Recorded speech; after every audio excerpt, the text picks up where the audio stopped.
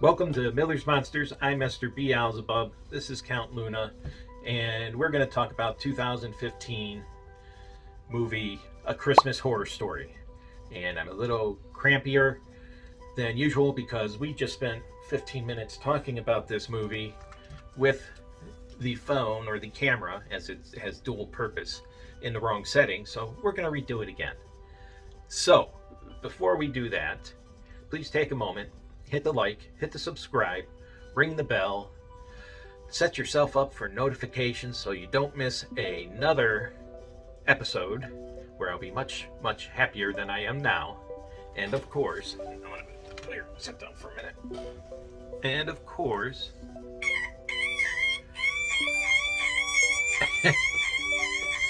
there are spoilers ahead. Didn't expect that to come out.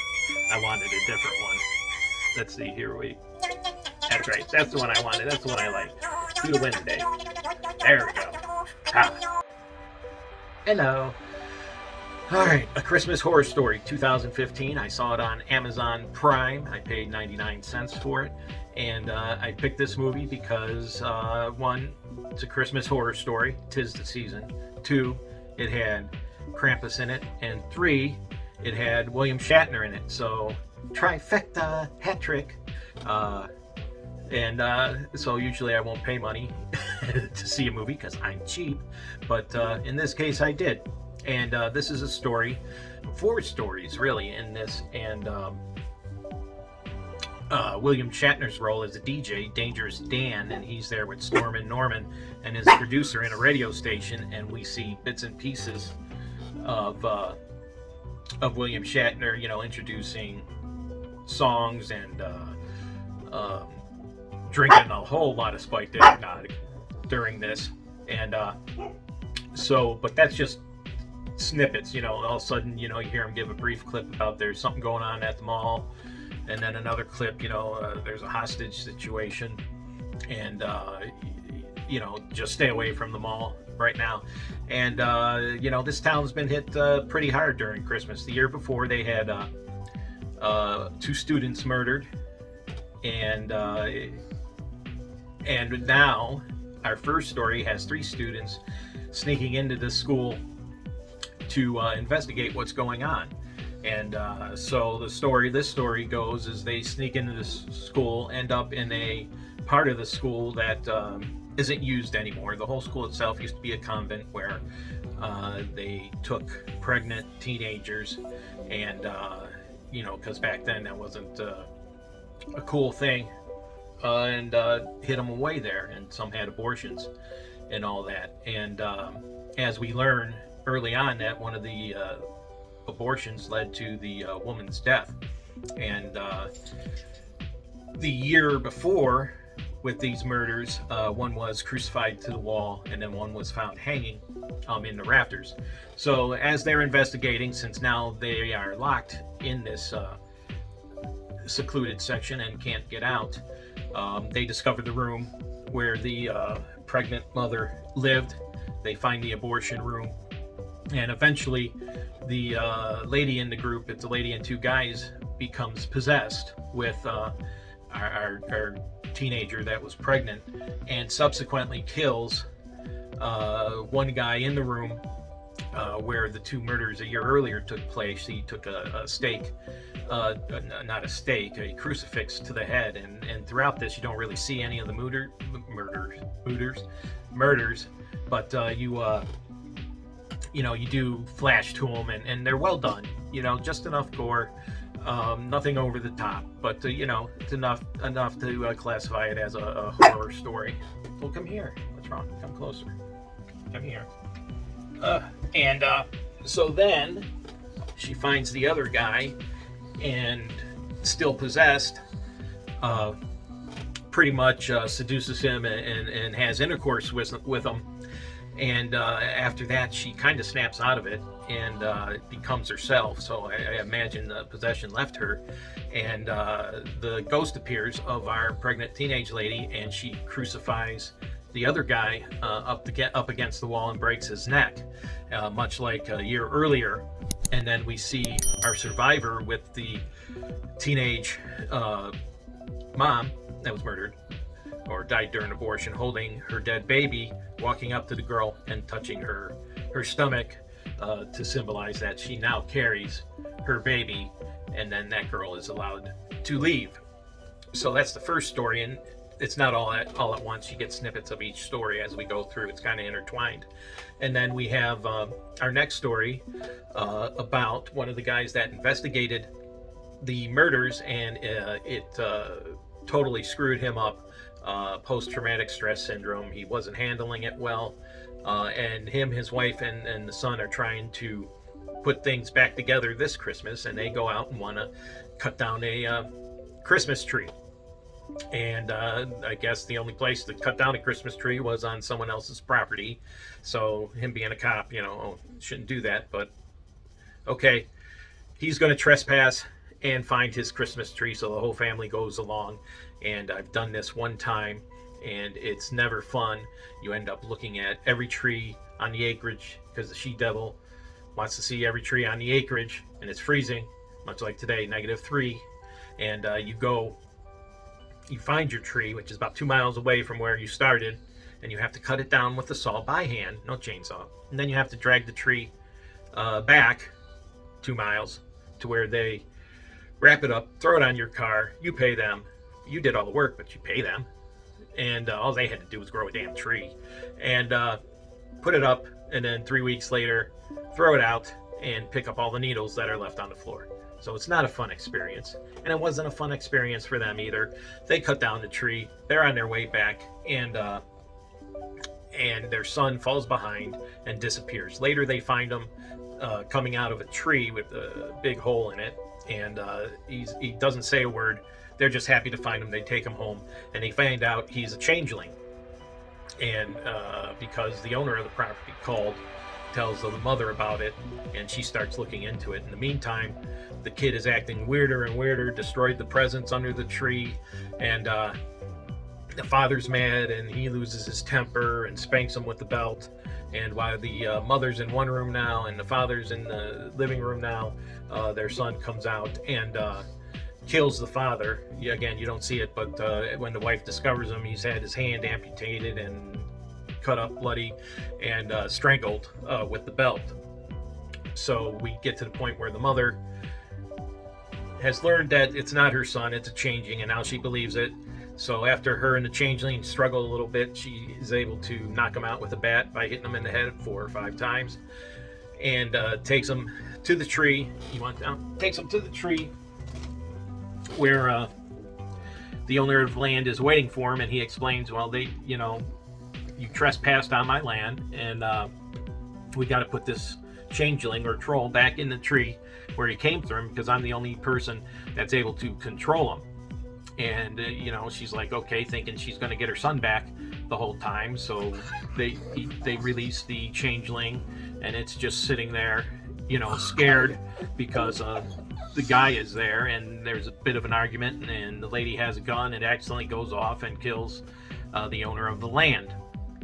And she can't find her son. She's broken down crying, and the changeling, so grateful that she killed the tyrant that was lording over them, decided to give her son back. So he goes in the tree and gives her son back.